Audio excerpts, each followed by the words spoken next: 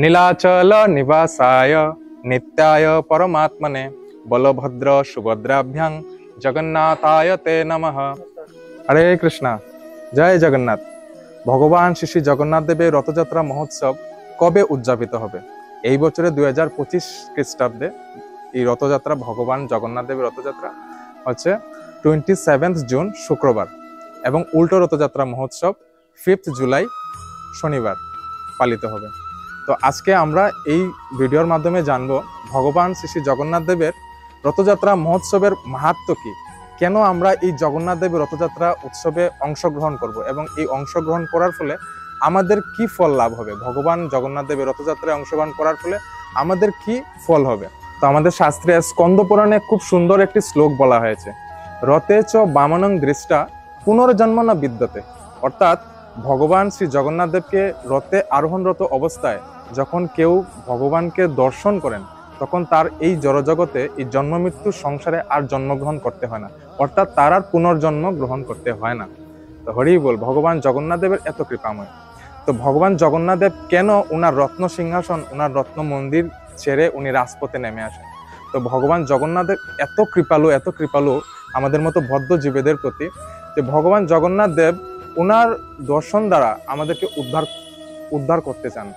তো ভগবানের অনেক রূপ রয়েছে, ভগবান শ্রীকৃষ্ণ, রাম, বামন, নৃসিংহ অবতার, বিভিন্ন অবতারের যখন আমরা ভগবানকে দর্শন করতে যাই, তখন আমাদেরকে মন্দিরে গিয়ে ভগবানকে দর্শন করতে হয়।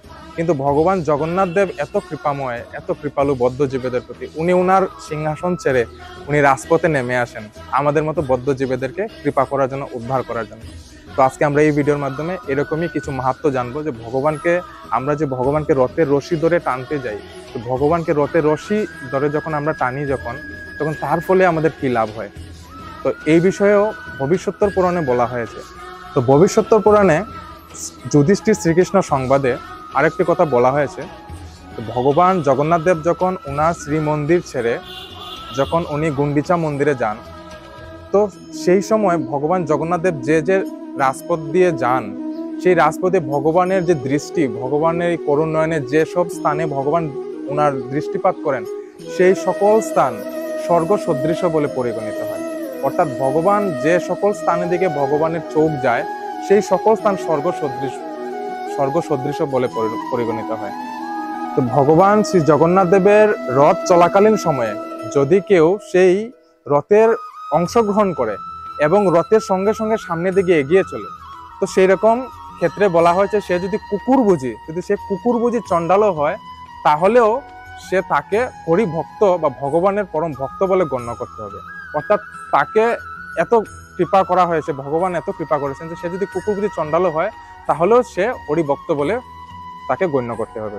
কিন্তু কেউ যদি ভগবান শ্রী জগন্নাথ দেবের এই রথযাত্রা হচ্ছে, তো সেই রথযাত্রায় অংশগ্রহণ না করে এবং দূর থেকে সে বৃক্ষের মতো দাঁড়িয়ে থাকে এবং ভগবানের জগন্নাথ দেবকে যথাযোগ্য সম্মান প্রদর্শন না করে, তাহলে তার কি হয়? সে যদি বেদ অধ্যয়ননিষ্ঠ ব্রাহ্মণও হয়, তাহলেও সে ব্রহ্ম রাক্ষস গতি লাভ করবে। তার জন্য ভক্তদের এবং সমগ্র মানব সমাজে সবারই উচিত, ভগবান শ্রী জগন্নাথ দেব যখন রাস্তায় রাজপথে নেমে আসেন, তখন প্রত্যেকের উচিত শ্রদ্ধা সহকারে, ভক্তি সহকারে ভগবানের সেই রথযাত্রায় অংশগ্রহণ করা এবং ভগবান শ্রী জগন্নাথ দেবকে রথে আরোহণরত অবস্থায় ভগবানের সামনে দিকে এগিয়ে চলা। ভবিষ্যত্তর পুরাণে আরো সুন্দর করে বলা হয়েছে, যখন কেউ ভগবান শ্রী জগন্নাথ দেবের রথযাত্রায় অংশগ্রহণ করে খুবই আনন্দিত হন, তখন তার কি হয়, তার কি ফল লাভ হয়? সে হচ্ছে চতুর্দশ ইন্দ্রের রাজত্বকাল পর্যন্ত তাকে আর নরক যন্ত্রণা ভোগ করতে হয় না। অর্থাৎ এক একজন ইন্দ্র যখন স্বর্গে রাজত্ব করেন, তো হাজার বৎসর উনি রাজত্ব করেন। তখন কেউ যদি ভগবানের রথযাত্রায় অংশগ্রহণ করে খুবই আনন্দিত হয়ে ভগবানের রথযাত্রায় অংশগ্রহণ করে, তাহলে তাকে আর এই চতুর্দশ ইন্দ্রের রাজত্বকাল পর্যন্ত আর নরকে গমন করতে হবে না। হরি বল। ভবিষ্যত্তর পুরাণে যখন ভগবান শ্রী জগন্নাথ দেব রথে উপবেশন করেন, রথে অধিষ্ঠিত থাকেন, তখন যে ভগবানকে যখন কেউ যদি আরতি করেন শ্রদ্ধা সহকারে এবং ভক্তি সহকারে, ভগবানকে যদি কেউ আরতি নিবেদন করেন, তার কি ফল লাভ হয়? তো সেই সম্পর্কেও খুব সুন্দরভাবে বলা হয়েছে। ভগবান জগন্নাথ দেব, বলদেব এবং মাতা সুভদ্রা মহারানীকে কেউ যদি ভক্তি সহকারে এবং শ্রদ্ধা সহকারে যদি কেউ আরতি নিবেদন করেন, তাহলে তাকে আর এই জড়জগতে ফিরে আসতে হবে না। সে চিন্ময় ধাম, ভগবত ধামে তার প্রত্যাবর্তন হয় বা ভগবত ধামে সে গমন করেন। তো ভবিষ্যতের পুরাণে আরেকটি সুন্দর উদ্ধৃতি দেওয়া হয়েছে। তো সেখানে বলা হয়েছে যে ভগবান শ্রী শ্রী জগন্নাথ দেবের রথযাত্রায় অংশগ্রহণ করলে নারী জাতীয় উনার 21 কুল উদ্ধার করতে পারেন, অর্থাৎ পিতৃকুল 7 পুরুষ, মাতৃকুলে 7 পুরুষ এবং সেই প্রতিকুলে 7 পুরুষ, সে টোটাল 21 কুল সেই নারী জাতি ভগবত ধামে অর্থাৎ বিষ্ণু লোকে বা বিষ্ণু মন্দিরে নিয়ে যেতে সক্ষম হয়। ভগবান শ্রী শ্রী জগন্নাথ দেবের রথ চলাকালীন সময়ে রথের রশি যে সমস্ত জায়গা জুড়ে বিস্তৃত হয়, অর্থাৎ যত লম্বা পর্যন্ত ভগবানের রশি যায়, তো সেই সমস্ত জায়গা শাস্ত্রে বলা হয়েছে যজ্ঞ আয়োজন সদৃশ বলে পরিগণিত হয়। অর্থাৎ ভগবান বিষ্ণুর প্রীতিবিধানের জন্য আমরা যে যজ্ঞ করি, তো সেই সমস্ত জায়গা পরম পবিত্র। তো ভগবান যখন রাজপথে গমন করেন এবং ভগবানের রশি বিস্তৃত সেই সমস্ত জায়গা হয়েছেন যজ্ঞ সদৃশ, আয়োজন সদৃশ বলে পরিগণিত এবং পরম পবিত্র। তো এখন হচ্ছে আমরা যখন ভগবান শ্রী শ্রী জগন্নাথ দেবের রথযাত্রায় অংশগ্রহণ করব, তো আমাদের কি করণীয়, আমরা কিভাবে সেই রথযাত্রায় অংশগ্রহণ করব? তো ফার্স্ট স্টেপ হচ্ছে আমরা খালি পায়ে ভগবানের রথযাত্রায় অংশগ্রহণ করব। জুতা বা চপ্পল পরে যাতে আমরা ভগবানের রথযাত্রায় অংশগ্রহণ না করি, কারণ আমাদেরকে প্রথমেই বুঝতে হবে তিনি হচ্ছেন পরম পুরুষোত্তম ভগবান। হ্যাঁ, ভগবানের রথযাত্রায় যখন আমরা অংশগ্রহণ করি, তখন আমরা যদি জুতা পায়ে ভগবানকে দর্শন করতে যাই, তখন এটা প্রথম একটা অপরাধ।